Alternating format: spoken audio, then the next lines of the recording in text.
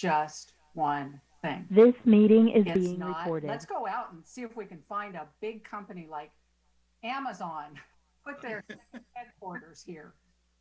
I think Um, they blew that one already.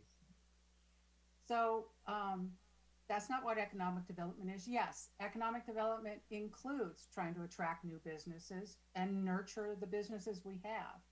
But it also includes good infrastructure like flood risk reduction and water supply and broadband. It also means developing good schools and having a diverse housing stock and high functioning local government and a vibrant arts and culture scene. So it's a lot of different things. One thing is sure is that economic development is a long term, big, heavy lift. It's not going to happen overnight. It requires a consistent long term strategy, focus, and discipline, and collaboration between all the different partners that contribute to all of those different things: local government, businesses, community, the schools. And let me clarify one thing. At our last meeting, you probably heard our general counsel, Dick Shanahan, be really clear on how economic development is not one of Yuba Water's mission. It is not in the Agency Act. I want to point out a couple things. First of all, things that are in our major mission areas like flood risk reduction and water supply, those are part of economic development. If we didn't have good flood risk reduction efforts, if we didn't secure a consistent and viable water supply, we wouldn't be able, that's kind of the base, because you wouldn't be able to attract businesses or do any of those other things. And I think those of us who drive by the old Peachtree Mall often can attest to that. So what we did a couple years ago, when the board was very clear they wanted to invest in the community, we invested in a study to develop a long-term economic development strategy. And we did that for a couple reasons. One is we wanted to really clearly identify what projects would affect economic development that clearly are within the mission of the water agency. And also to determine what other projects that were going on, both our projects and our partners' projects, that could complement or detract from Yuba Water Project. So a really recent example of that is, when I got here, it was really clear wastewater is not in the Agency Act. We do not have anything to do with wastewater. And then I think it was the beginning of last year, as a GSA, we submitted our GSP under Sigma. So what that means is that we submitted our groundwater sustainability plan to the state. And what that did is gave us limited responsibility or ability to act on wastewater, where wastewater may impact groundwater, especially groundwater quality. So we now have a limited interest in wastewater and thus can work with OPUD and Wheatland on a wastewater solution for the South County.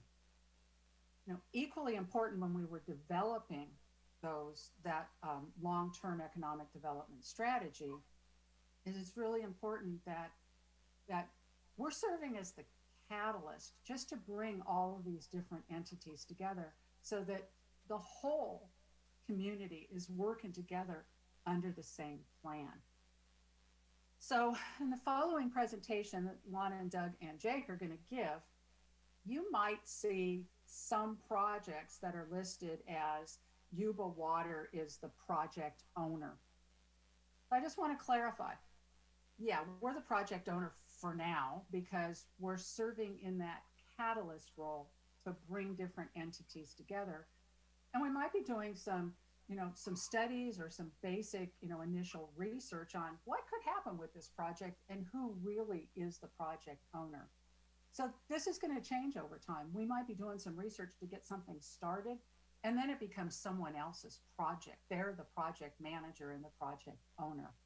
And and that's how we're working with everybody in the community, with Marysville, with Wheatland, with OPUD, with Linda, with the community and business leaders. We're a catalyst. And there's a lot of things that have happened in economic development that, hey, we just brought people together, who didn't normally talk. My favorite example of that is, hey, we're not responsible for career and technical education. We're just not. But Jackie started pulling together the CTE counselors at all of the high schools and the college. And now she hosts a Zoom meeting once a month, just bringing those interests together, and sits back and lets them talk. And they've already determined some really cool things that they can do to really solidify and make more robust our career technical education programs. So we just served as a catalyst. So Doug and Lon and their partners, so it's Doug Svensson and Lon Hadamia and their partners at Applied Development Economics, developed our strategic plan, our economic development strategic plan. The board first saw the draft of that plan in December of 2019. There have been several updates to that plan over the last year, and most recently in December, they came back and presented a methodology that they developed and how to prioritize all the projects that are listed in that plan. And so today's meeting is really a follow-up to that December meeting, so you can actually see, how did that methodology play out? Where do all those projects go, both in their impact as an economic development driver, and also short, medium, and long term. So with that, let me Doug and Lon and Jake Palumbo, their partner, and I'll let you guys run with it. Could I recognize the fact that we have two members from Beale, one of our largest employers in the county? Mr. Chairman, thank you very much for recognizing them. They're going to be a part of our presentation today. So thank you for acknowledging that fact. Again, Mr. Chairman and board members, a pleasure to be a part of today's discussion. This is a result of your request that you made at the end of our presentation in December. And so we're going to spend the first few minutes going over the highlights of that plan, and then the priority framework and matrix that Terri has just laid out. And I want to highlight a few of these things, and we'll talk about some of the specific projects we think are important, but also the process by which we'd like to discuss with you today. So again, the project priority framework, and then a priority setting, agency role in economic development. I can't do much better than what Terri has just laid out. And then again, project updates and a discussion for the whole board. And let's move to the next slide if we can. Doug, thanks. So as we mentioned back at the time, and I think you've seen this several times, this is a 5-year action plan. I like to reference it. This is a first 5-year action plan, but as Terri has just said, this could be 10, 15, 20 years down the line before we can achieve a lot of what's outlined here. So we're looking today at a criteria for prioritization of policies and action items for you to consider. And again, keep in mind the ideas that we have outlined are ones that have percolated up throughout the community. These are not things that we've created. These are ideas that came from all of you and from other folks across the county. And this is the beauty of this plan, because it already has a buy-in of a number of individuals across this county. Let me move to the 4 major strategic initiatives that we identified. You're familiar with these. Again, technology clusters, very important aspect of how you can develop jobs and job creation. Infrastructure expansion, of which we'll touch upon briefly. There's a great need across the county for much of this. Tourism and visitor services are also another very important aspect of what we think can grow the economy in Yuba County. And lastly, as Terri has mentioned, in terms of workforce training and education, that's critical for any future plan to be implemented as well as developed to its fullest extent. Again, these four major strategic initiatives are done in a holistic fashion. They can't each be done independently without some dependence upon all the others. And moving to this slide is really highlights this in the best aspect of all. As Terri also mentioned, the water agency is essentially a catalyst, and it can provide catalytic effects to all of these. So as you can see from this wheel, infrastructure and planning, technology, tourism and hospitality, and education, there are many things that you as a board and as a water agency can be in terms of a catalyzing effect on all of the different projects that we'll discuss in a moment. Let me turn to Doug right now because we're going to walk through kind of the catalyst potential of some of the projects that we have identified over the last 18 months. And you'll understand how it fits in terms of how we're talking about prioritization. And I'll let Doug talk about this, but we've developed a model that looks at what's the best catalyst potential for a number of these projects and how do they really relate to the four major areas that we've talked about. Let me turn to Doug now. We want to go through these relatively quickly, but we want you to consider them before we jump into the broader discussion. Doug? Thank you very much, Lon. So on the next series of slides, we're going to go through, or we've listed all of the different projects that we've included to date in the Economic Development Strategic Plan.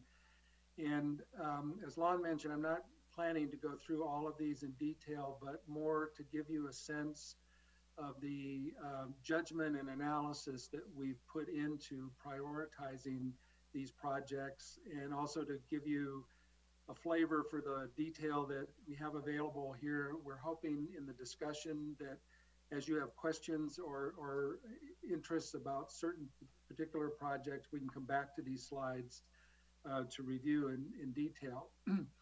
But these first two slides kind of organize the projects, not by initiative, but by priority or catalyst potential. And we're using that word a lot today, but in this context, you know, we've evaluated each of the projects in terms of their ability to stimulate additional investment beyond the project itself, or to unlock the potential for mainly private sector investment.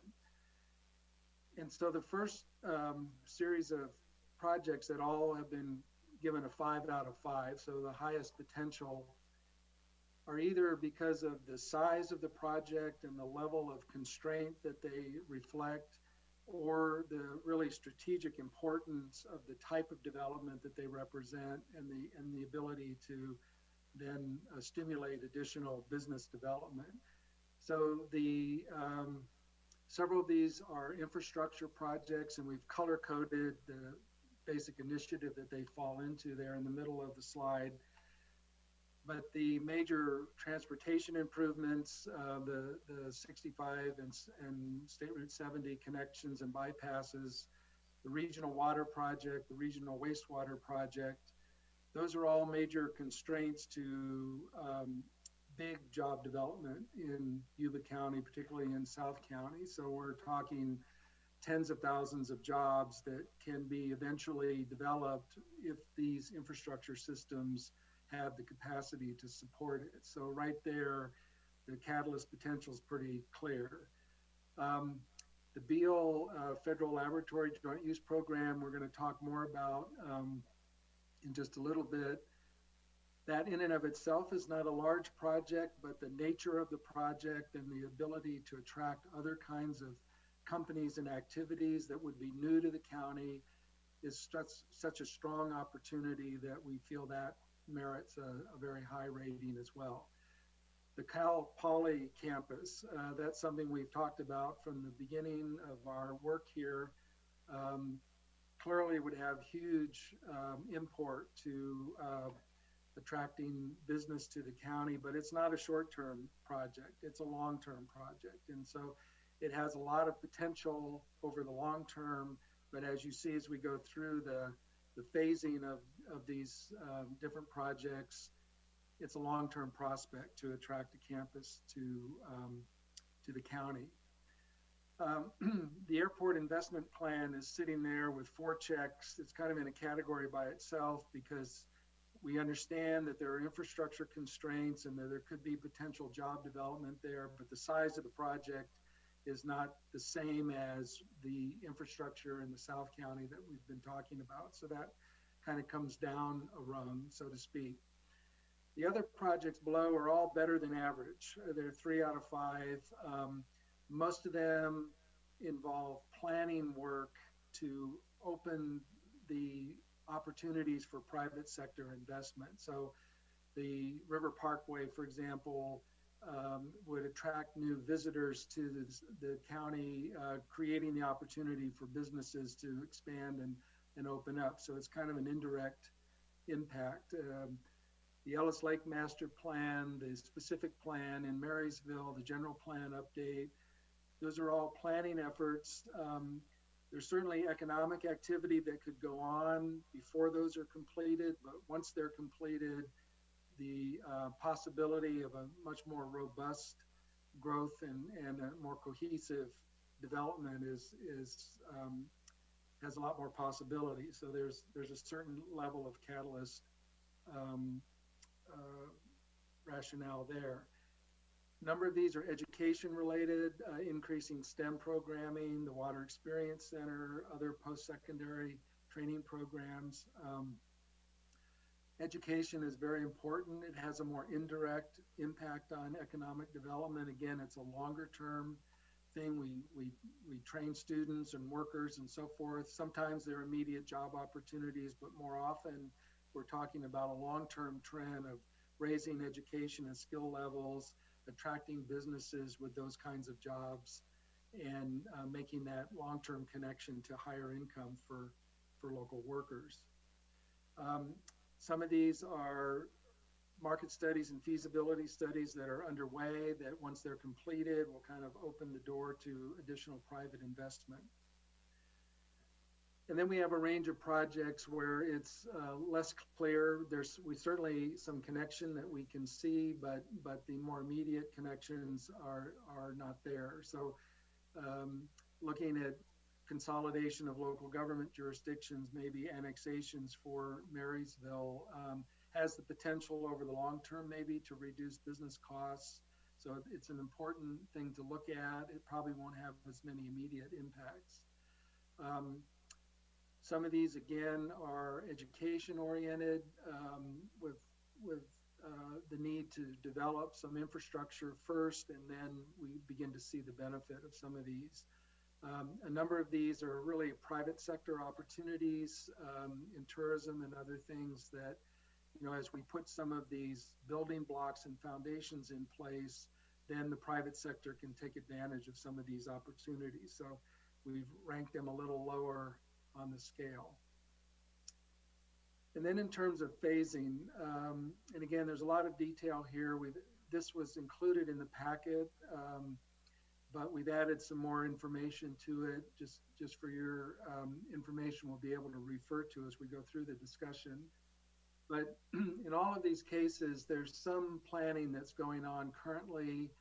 When that planning is completed, then in many cases, we can either move into finding funding sources, or we can really move into actual construction of these projects. The Wheatland study, for example, we expect to be done by June, but the real implementation there still depends on having the bypass completed and some other infrastructure in place. Some of these planning projects in Marysville, like the specific plan, the general plan, the city is still looking for funding to begin that process. So that's really the first phase. Then the second phase would be to actually do the plan. The long term would be the benefits of having those plans in place. Water conservation, we're working currently to develop information about that. That's a more immediate opportunity once those approvals are gained. But again, a lot of these are longer term planning, then working through funding, then working through construction, and then marketing those opportunities as they develop. And then some of these really haven't even begun yet. And so we've moved the planning phase into the medium term. Not to say that someone couldn't take the ball and run with these, but given the overall prioritization and everything else that's going on, the capacity to move forward with some of these projects may move them out longer in the future. So that's part of the consideration in ranking projects overall, is what's the feasibility of really making progress in the short term versus a longer term perspective. And then following up again on Terri's introduction, we've just kind of highlighted here what is the water agency's role in all these projects. So again, this is the same list of projects. You'll see in most cases, the water agency's role is really just providing planning technical assistance, in some cases funding some preliminary studies, as in the preliminary engineering for the wastewater project. But very few, and in some cases, like the airport plan and the Marysville planning, there's really no role at all for the water agency directly, but we've included these projects because we're trying to be comprehensive in terms of what are all the steps that all the jurisdictions in the county would need to go through in order to implement these projects. It isn't really till we get down to the water conservation projects where there's the potential that the agency may actually completely fund that activity and, in a sense, take ownership of it.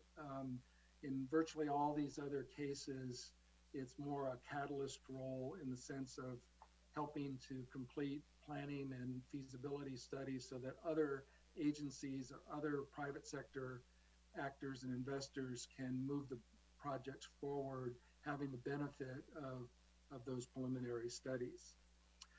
So that's an overview of the framework that we've been developing to prioritize the projects, and we're definitely interested in engaging in discussion with the board today on these individual projects and to certainly hear your concerns and input. Before we do that, I'm going to turn it back to Lon, and he and the General Palumbo and representatives from Beale are going to provide an update specifically on the work with Beale Air Force Base. Thanks, Doug. One of the things I failed to mention in my opening comments is that not only is this a holistic approach, it's an evolving approach. So we're not wedded just to what we just laid out. And the Beale Air Force relationship is an important component of this. We started with more of a finite idea of what could occur, and it's now evolved into the potential to develop even more in terms of a U2 federal lab and a university affiliated research center. So I want to emphasize the fact that the things that we just highlighted can evolve into other projects that we may not even have considered at this point. And this is the beauty of economic development, is one thing occurs, something else can pop up. So let me turn now to really General Palumbo to talk a little bit about how we have been able to engage not only the leadership at Beale, but beyond the leadership at Beale with the bigger Air Force and the Department of Defense. And I'll let him explain that. And we're joined today by folks that we're working with at Beale, and I'll let General Palumbo introduce them in just a minute. Jake? Thank you, Lon. And Mr. Chairman and board members, thanks again for the opportunity to work with you on this. I'm going to use a couple of slides that we used last time, but that's mostly for the benefit of Director Fuhrer and Director Blazer, because I don't think they saw those. But I'll go through these slides briefly with you and maybe give you a couple of updates to the update. And then what I thought was I would also ask Lieutenant Colonel Mick Cameron, who is a very important planner out at Beale that we've come to know very well, to talk to you about the U2 Federal Lab and how Colonel Fox, Heather Fox, has upgraded her capability to do planning, not only internal with the base, but also with the bigger Air Force and with the community, which I think is some of the changes you'll hear. So Colonel Cameron is going to be a guest speaker for me for a few minutes, and then we're going to cut him loose, and Lieutenant Colonel Gorman, who I think is also online, because they are missing Colonel Fox's weekly staff meeting to be with you today, which is fine. They're happy, and I'll let them explain that. But we'll let them go as soon as they give their presentation, and then I'll stay with you for the remainder of the workshop.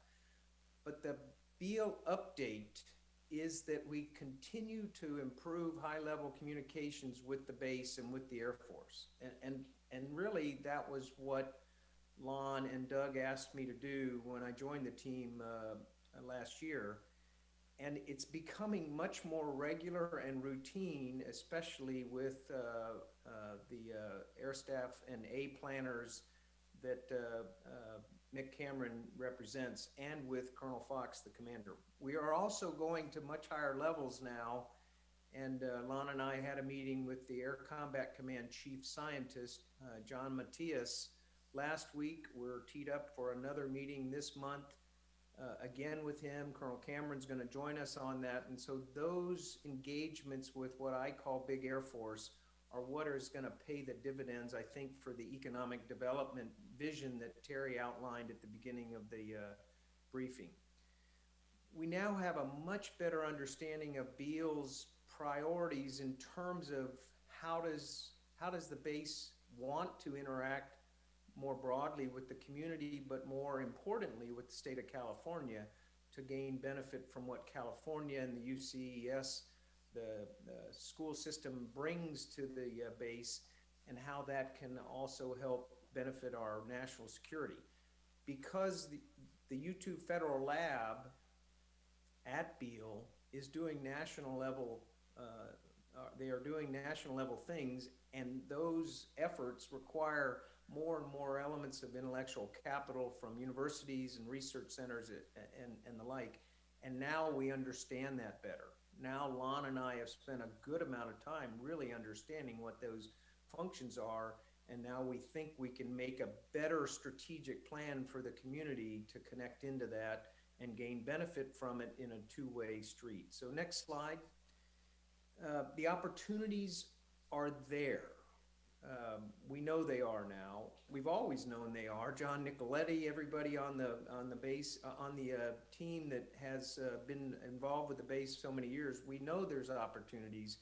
Now we know a little bit closer to what would make the Air Force happy if we work those partnerships better. Because we've had the Undersecretary of the Air Force out to the base. Lon has had a chance to talk with him on some of those discussions in the last 3 or 4 months. Those kind of connections are priceless for the kinds of things that we're talking about for technology clusters and assist in that regard. Next slide. The U2 Federal Lab is an opportunity for the community to embrace. And as I mentioned to some of you last time, and also to Director Fuhrer and Director Blazer, this is real. This stuff is happening all the time, and it's what we're ready to embrace and to try and partner with in order to try and improve our technological footprint in Yuba County, such that these companies that want to get involved with this are able to do so. And so this is where, if I can get Lieutenant Colonel Cameron, Mick, if you'll come up and just talk just a little bit about who you are as the A578, the real strategic planning function on the base, and then a little bit about what the recent accomplishments are of the lab. I think that'll be helpful for the board members. So Mick, if you'd come up and turn it over to you, bud.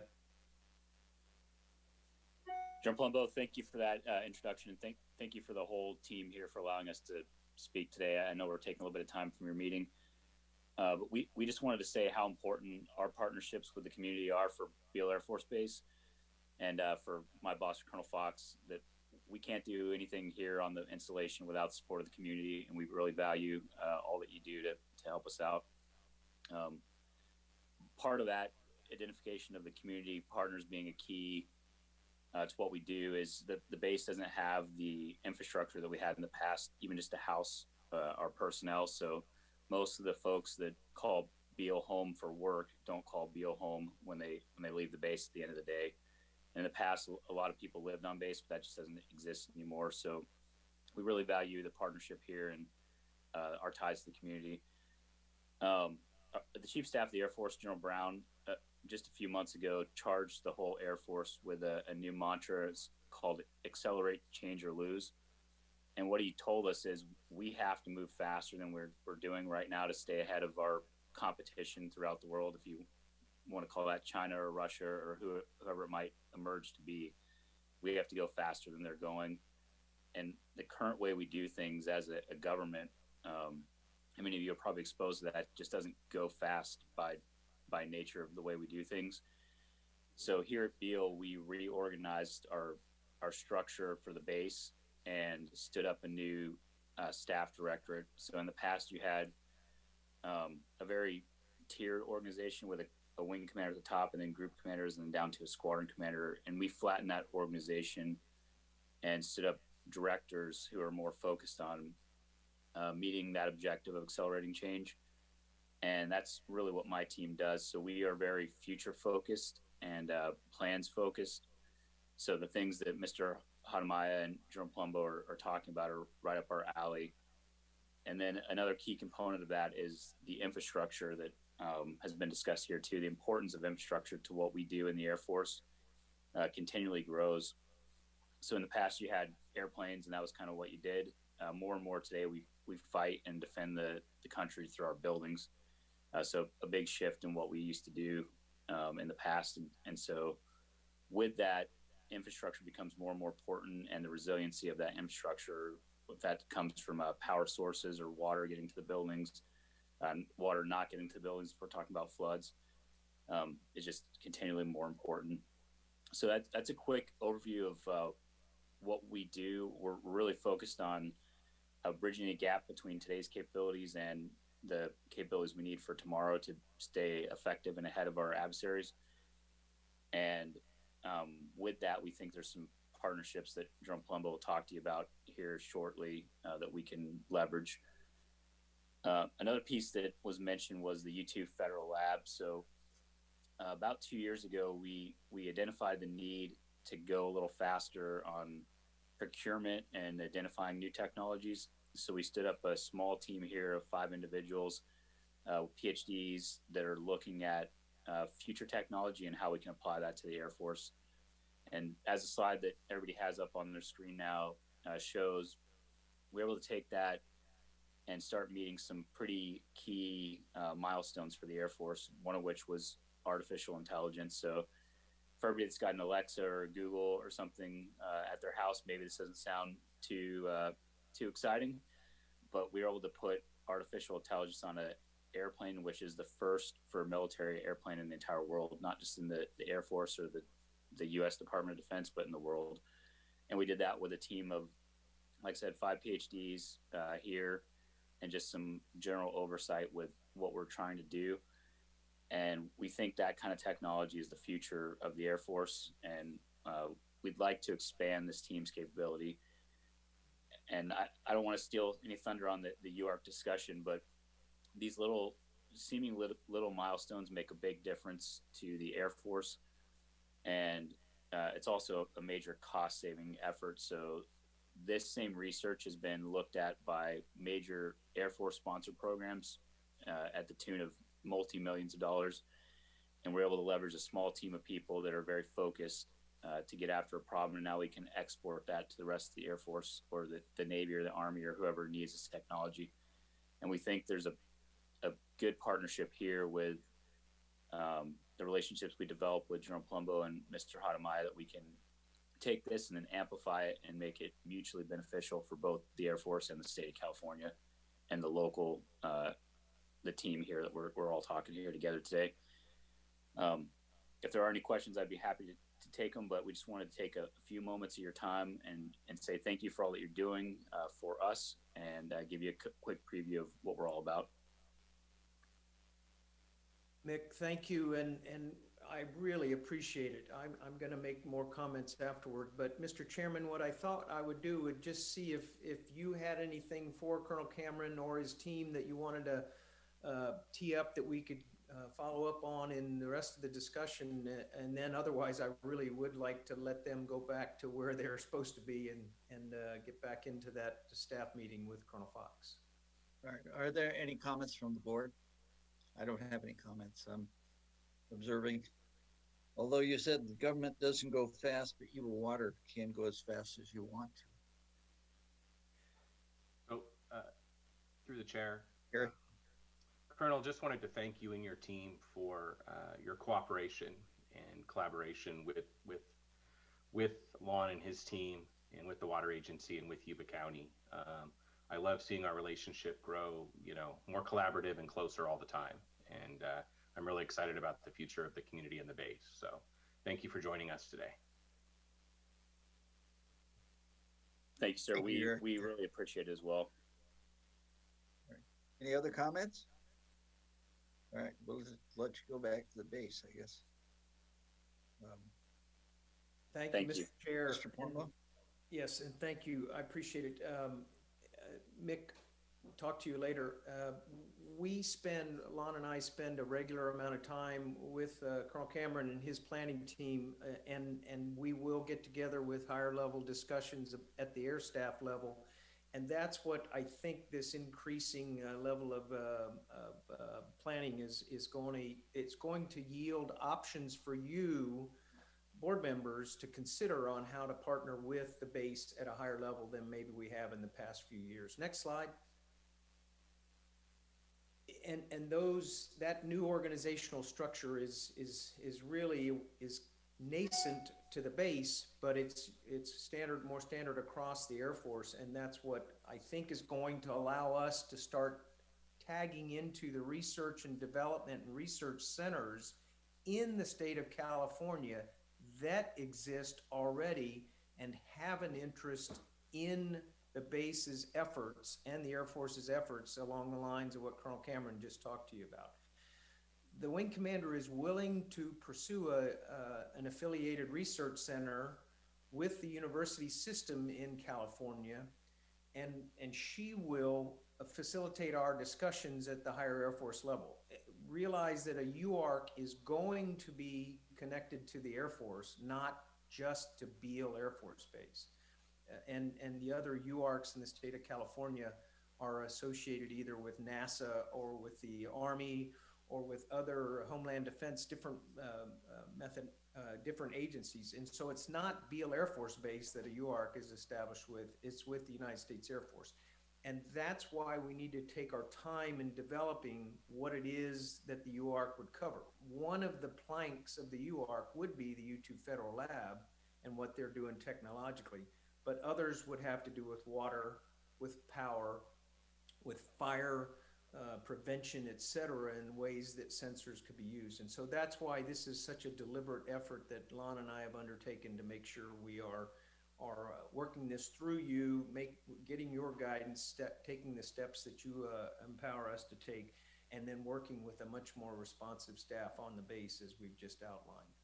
I think that's my final slide. Next slide. And so I'll turn it back to Lon, but I will give you a bit of encouragement that we have made good strides in this coordinating effort with the base and with the Air Force. And that can lead to higher levels of economic development as a result of the Air Force Base, as a matter of fact that the Air Force Base is there. It is one of your business partners. It is one of your local businesses. It happens to be a very large business. And as Doug has articulated, it has depth and breadth and power, but we need to be very methodical and intentional as we take our next steps. So Lon, that was my update. I'll turn it back to you for any other comments in that regard. Thanks, Jake. I think that's a great overview. Again, our apologies for taking a little bit longer on kind of the overview of all of this, but we wanted to share how exciting the opportunity is, and it's for Yuba County. And so we want to focus that effort. Let me turn over to Doug now to talk about the remainder of these issues and how we can jump into the level of discussion that we're hoping for today.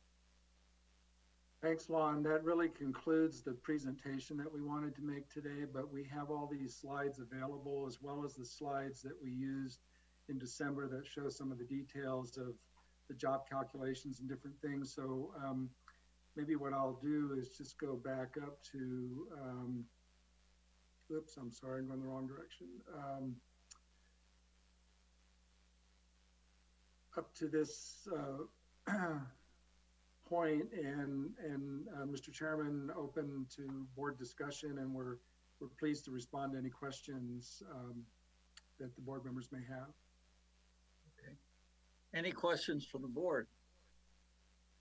For the chair, Doug, I guess I have a question about the forest management practices that we've looked at over the years and continue to be a partner with. Whether it would be part of this plan, or is it actually part of the infrastructure of the dam site that brings it into the table? But through that, you also, of course, create work opportunities, other biomass opportunities that fit into this, but just your thoughts on that? Yes, absolutely. I highlighted this slide because we have the Forest Studies program at Yuba College there at the bottom. But and Lon, you may want to jump in here, but we have had discussions with folks that are involved with planning for forest management and even using the biomass that comes from that, and looking at the potential for power generation and other uses. And so we do recognize that as an economic development opportunity. It's something that we need to flesh out a little more. There are a lot of aspects to it. As you mentioned, there's the workforce training to get workers with the skill sets to do that, but also the markets for the material in terms of moving the whole process forward. And that's been a real challenge in the past. Lon, is there more information we should? Yeah, I would just add, Director Fletcher, as you're well aware, we've been been on the side of the discussions with the Camptonville project, and I know that continues. I know there are challenges there in terms of the property owners, as well as financing options to the future. But I know I've been on several calls with Willie that have looked at that as well too. So we know that there's an opportunity there.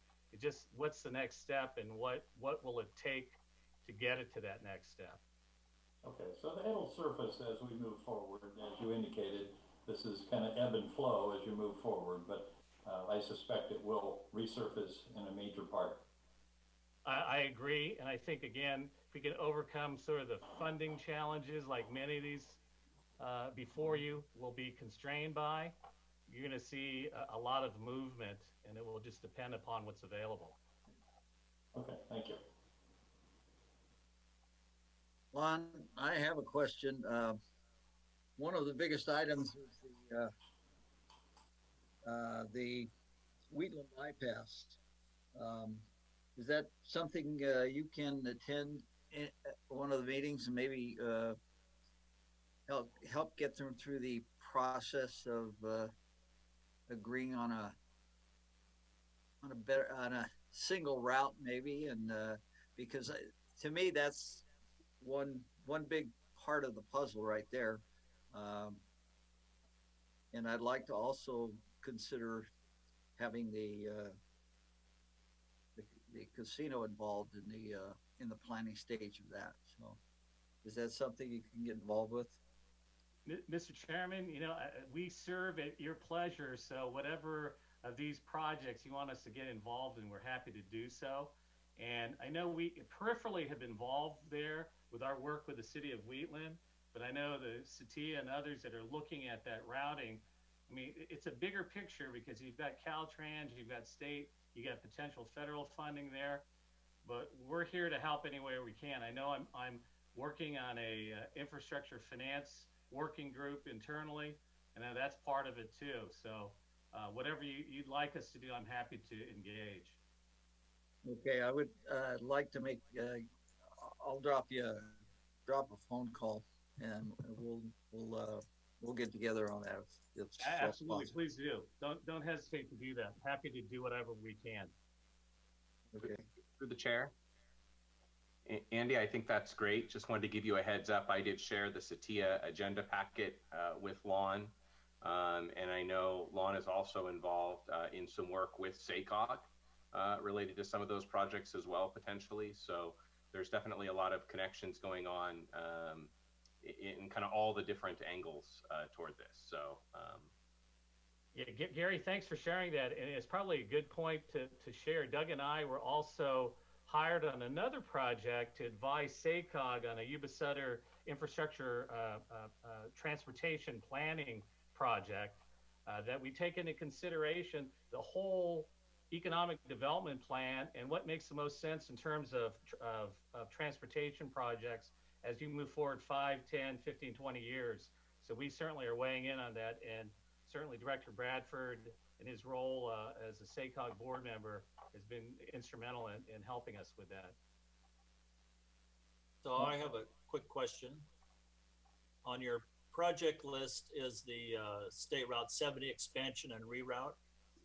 I'm just trying to picture in my mind how, does that potentially tie in with the Wheatland bypass on the Parkway somehow? Or could it? I mean, I guess the answer to that is yes, it could, but I think that you know, there's a lot of planning and obstacles still to overcome with that bypass. And I know the major focus is on 65, but there's no less of an importance of that 70 bypass. So I think that's an issue that we have thrown it out here as you know, a constraint in terms of economic development. But how we take it to the next level is, I'll leave it in all of your good hands to at least give us some direction, or, you know, if you need us to be engaged there. Doug, I don't know if you have anything more to add about that.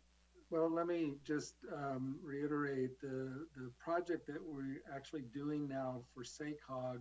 SACOG's intention there is to demonstrate the economic development importance of some of these major circulation and regional transportation improvements. And to the extent that we can demonstrate that, then I think SACOG's intention is to elevate that to Caltrans and to the federal funding agencies, and maybe in fact reprioritize some of those projects in the regional transportation plan so that they are teed up for funding in a shorter time frame. So that's certainly a big focus we have with the State Route 65 bypass through Wheatland.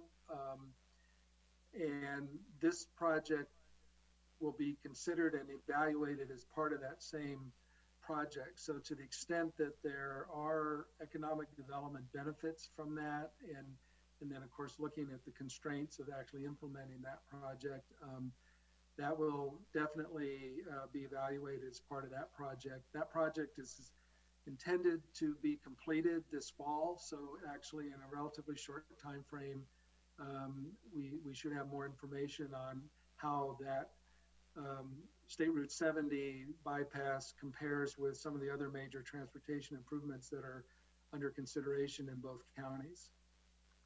And Director Blazer, if I could just add one more point on that aspect, and this is something that Kevin Mallon brought to my attention earlier this week, is that bypass also potentially could serve a huge opportunity in terms of economic development. And I hadn't thought about that, but he had said that, you know, in the gold fields, there are unlimited amounts of aggregate that could be utilized in other parts of the state in terms of not only cement, but roadways and so forth. So the construction industry may become more dependent upon the aggregate that Yuba County can provide. But how do you get it from there to where it's needed? That could be a major, you know, transportation linkage with that bypass. So there are opportunities as it relates to economic development just simply in Yuba County. And so we don't necessarily have to talk about just technology clusters, but what's already existing. Agriculture, aggregate, there are a lot of things that we currently do that could benefit from these transportation linkages. Well, with Caltrans closing in on Marysville, there's going to be more and more focus on this bypass coming up in the next even a year or two. So it's going to be more noteworthy as we go along. Through the chair, just to follow up to Director Blazer's comment about this particular project, In addition to the South County projects that Satya is heading up, it was mentioned as a key economic development and top priority project for the county in our recent meeting with SACOG and with Lon. And we were really focused on the Goldfields Parkway aspect of that particular project. So. Okay, just wanted to throw that out there. All right, Lon, you do know the biggest supplier of aggregate to the West Coast is Canada. And the reason being is we can't free up access to our aggregate supply. And we could make major leaps in expansion with that problem. And I think that Beale had a spur that was under consideration at one point in time. So I'll leave that up to you. You're the ones who planted. But duly noted. That's a good thing. Doug and I have also done some work on aggregate and the cement industry in California, so we're well aware of the environmental constraints that go along with that. All right. Any other comments from the board? Did we open it up? Did we have any public comments emailed to us? Jim? We did have one emailed, I believe, that was from Mr. Charles Sharp, and he has his hand raised, so he can certainly state his comment. You have three minutes, Charles. Go ahead. All right. Well, thank you very much. I've been Charles Sharp in Oregon House. I've been following this strategic plan since the start when I was first interviewed about it. I am, of course, very interested in the tourism and visitor services and expanding the visitor attractions in the foothills, because I think we have a lot to offer. And, and I would like to see, or I don't know how the U Board agency can help with that or, be a catalyst, but it's certainly something to consider. At one point, the EV charging stations came up. That would be something maybe to look at, because electric cars are coming more and more. And just how can we help out, with the tourism part, not in the foothills, but throughout the county, because it's emphasized that this is could be part of the economic strategy to bring more economic activity to the county. All right, thank you. All right. Any further comments? Good afternoon. This is John Nicoletti with Habitat for Humanity. Listen, I got to touch on General Palumbo. To see that Jake Palumbo, who's one of the finest modern day wing commanders at Beale Air Force Base, come back around and work in this light is an incredible gift for the Yuba Water Agency to be able to take advantage of. As he pointed out, with the war being executed through our buildings more so than our planes, it's pretty much agreed that the last war pilot has already been born. So Beale's mission is more important than ever. If you were to look at items such as the water agency using New Bullards Bar as a black start operation, it would probably propel the need for Beale and the growth of Beale even faster than you guys are going right now. Stuff to think about. Also, with reciprocity being a major issue, I'd really encourage the water agency to think about hiring spouses at Beale Air Force Base. Really important to help. These are startup salaries. They come to California and try to find affordable housing.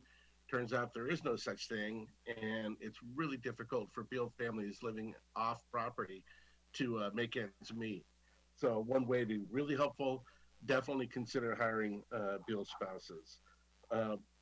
That said, on a habitat front, with your wastewater and water management areas of your presentation, I think you need to consider working together with our local community to not just reduce homelessness, but specifically in the river bottoms.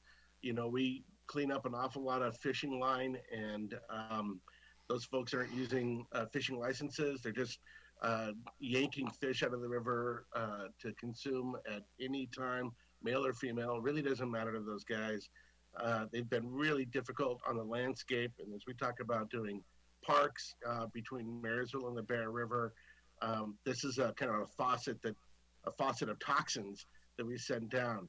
Now that we've done permanent supportive housing, we've done transitional housing, we have emergency stay, Habitat's in a position to see how to pluck people out of the river bottoms, but permanently. In Sutter County, we just took over a hotel and it reduced the senior threatened population in Sutter County by 20% in one move, and then opened up space at Better Way and in their emergency spaces. So if you take a look down 2nd Street today, if you look at the Feather River today, it's thinning out. It's looking clean. It's getting better. So that said, I think there's plenty of room to make a move like that in Yuba County.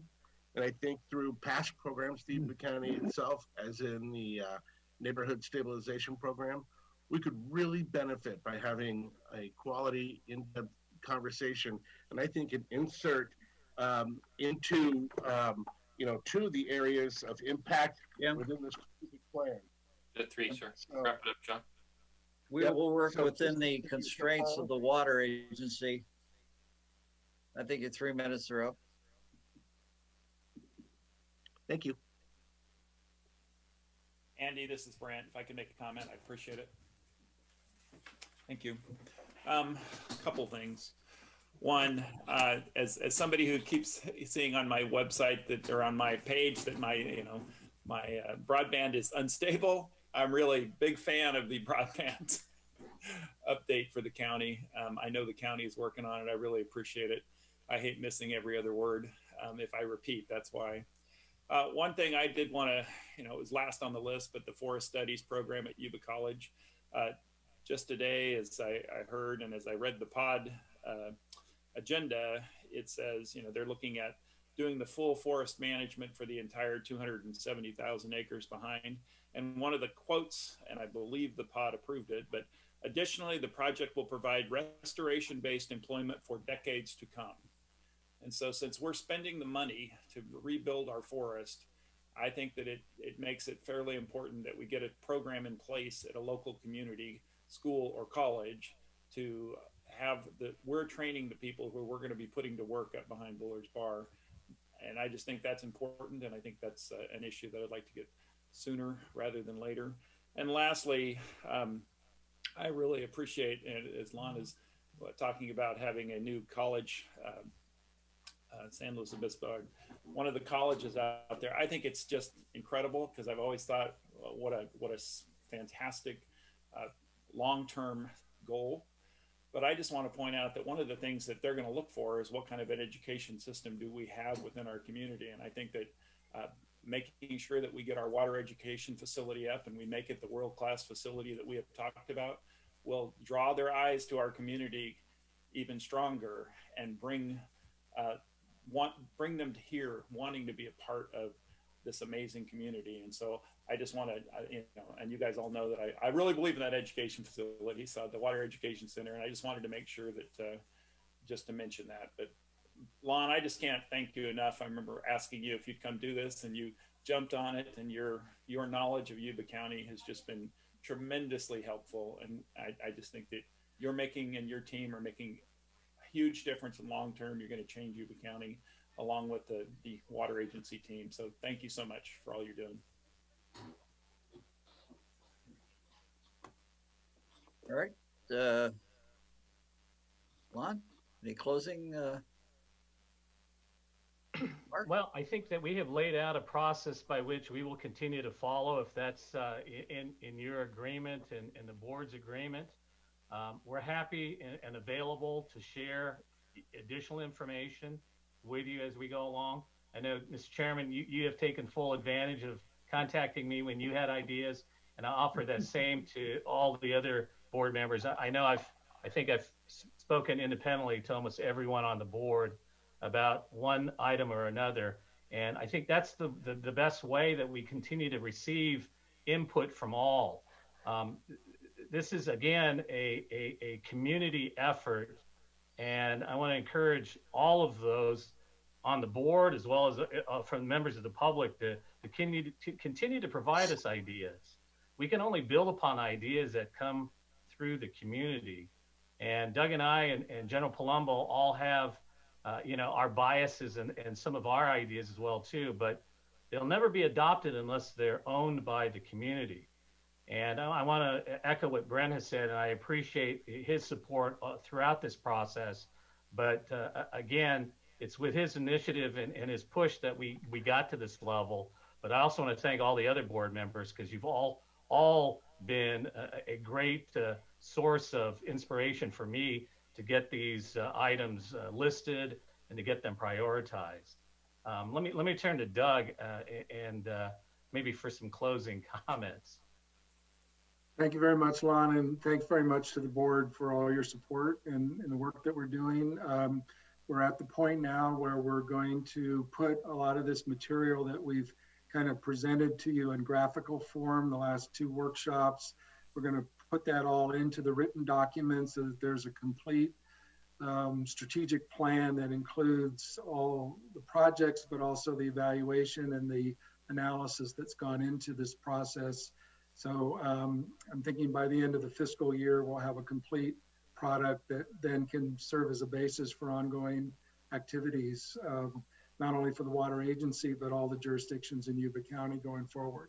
So we really appreciate your input. And again, as Lon has said, any additional thoughts or input as you come to them, please contact us. We're putting this together on an ongoing basis and are always happy to take additional feedback. Thank you very much. And Andy, Mr. Chair, sorry, if I could Yes. give my closing comments, which are, so we've been working on the Economic Development Strategic Plan, and as the board knows, we've also been working on kind of going from a reactive model in our grants program to a more proactive model.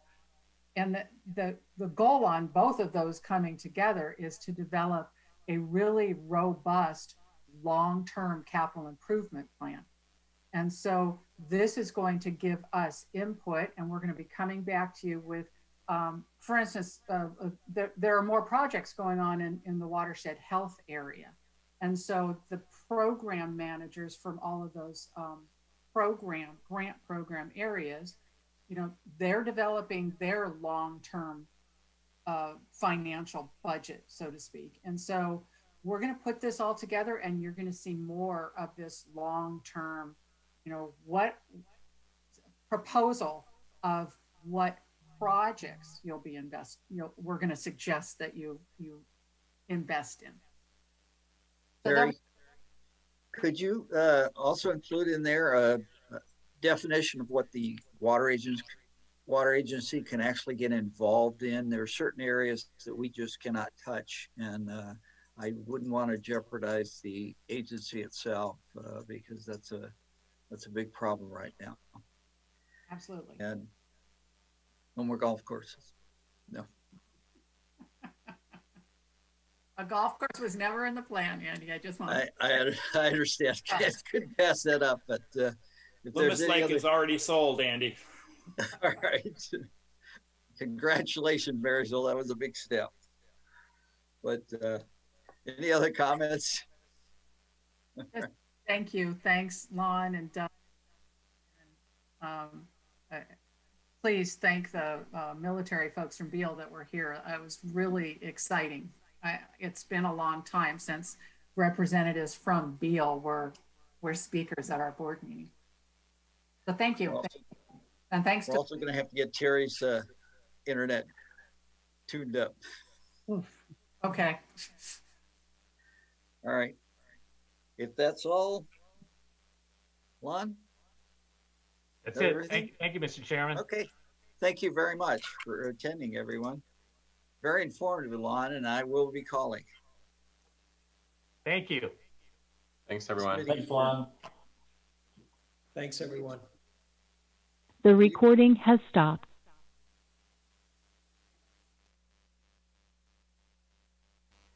We can show you how. Live streaming can be simple and not expensive.